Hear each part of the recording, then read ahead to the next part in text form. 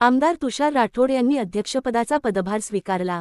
नांदेड जिल्हा मध्यवर्ती सहकारी बँकेच्या अध्यक्षपदी आमदार तुषार राठोड यांनी गुरुवार डी. ऑगस्ट 13 रोजी पदभार स्वीकारला। जिल्हाधिकारी राहुल कर्डिले यांच्या हस्ते हा पदभार स्वीकारण्याचा सोहळा पार पडला। याचवेळी बँकेच्या उपाध्यक्षपदी मिनलताई पाटील खतगावकर यांनीही जिल्हाधिकारी राहुल कर्डिले यांच्या हस्ते पदभार स्वीकारला। या कार्यक्रमास आमदार अमरनाथ भाऊ राजूरकर, माजी आमदार ओमप्रकाश पोकर्णा, किशोर स्वामी तसेच बँकेचे सर्व सभासद मोठ्या संख्येने उपस्थित होते। पदभार स्वीकारल्यानंतर अध्यक्ष आमदार तुषार राठोड यांनी बँकेच्या सर्वांगीण विकासासाठी आणि शेतकरी, सभासद व ग्राहकांच्या हितासाठी प्रामाणिकपणे कार्य करण्याची ग्वाही दिली। उपस्थित मान्यवरांनी नवनिर्वाचित अध्यक्ष व उपाध्यक्ष यांचे अभिनंदन करून पुढील कार्यकाळासाठी शुभेच्छा दिल्या।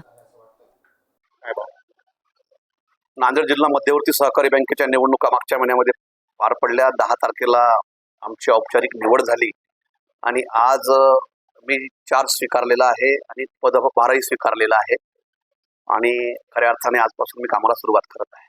पुढे परंपरागत जी पद्धत होती त्याला बगल देत या सेक्रेट काय?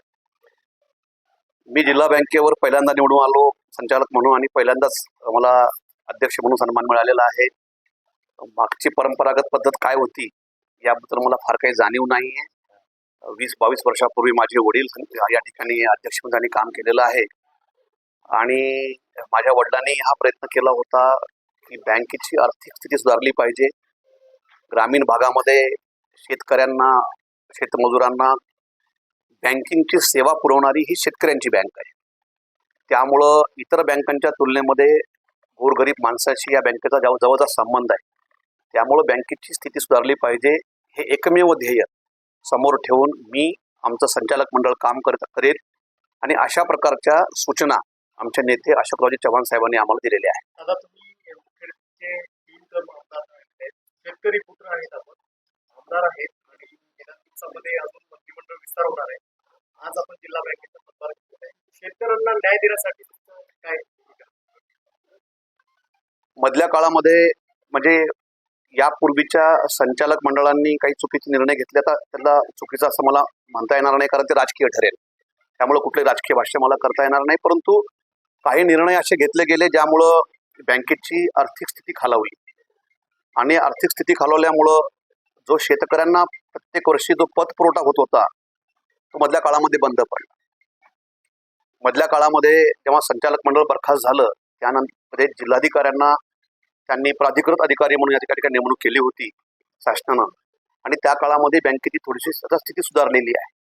त्यामुळं ही स्थिती अजून चांगली झाली पाहिजे कारण जर आर्थिक स्थिती चांगली होईल तरच खऱ्या अर्थानं शेतकऱ्यांना आपल्याला पतपुरवठा करता येईल, त्यांना आपल्याला लोन देता येईल। कारण तुम्हाला माहित आहे की राष्ट्रीयकृत बँकांमध्ये लोनची प्रक्रिया फार लांबलचक असते किंवा त्याला फार मोठ्या प्रमाणामध्ये बँका त्रास देतात, सर्वसामान्यांना लोन भेटत नाही। त्यामुळे ही बँक अशी आहे की ज्या ठिकाणी सर्वसामान्य माणसाचा अप्रोच त्या ठिकाणी आहे। त्यामुळं बँकेची स्थिती चांगली झाली पाहिजे आणि शेतकऱ्यांना लोन भेटलं पाहिजे, या बाबतीतून भविष्य काळामध्ये आम्ही काम करू। अतिशय अल्प कर्मचाऱ्यांना सोबत घेऊन बँक काम करत आहे। काही शाखा ग्रामीण भागामध्ये अशा आहेत ज्या ठिकाणी फक्त एकच कर्मचारी काम करत आहे। त्यामुळं मागच्या संचालक मंडळांनी भरतीची प्रक्रिया सुरू केली होती, परंतु ती प्रक्रिया सदोष होती आणि त्यामुळं सरकारनं त्यामध्ये हस्तक्षेप करून ती प्रक्रिया थांबवून ठेवलेली आहे। आता आम्ही सरकारला विनंती करून अतिशय पारदर्शक अशी पद्धतीनं ही भरती प्रक्रिया आम्ही राबवू।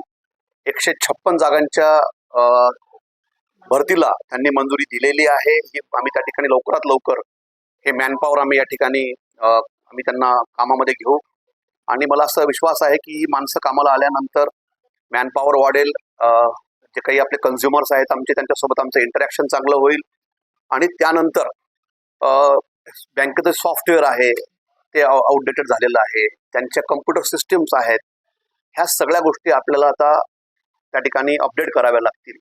राष्ट्रीयकृत बँकांच्या तुलनेत जर आपलं काम करायचं असेल, बँकिंगची सुविधा प्रभावीपणे आपल्याला द्यायची असेल तर आपली सिस्टीम ही अपडेट राहिली पाहिजे।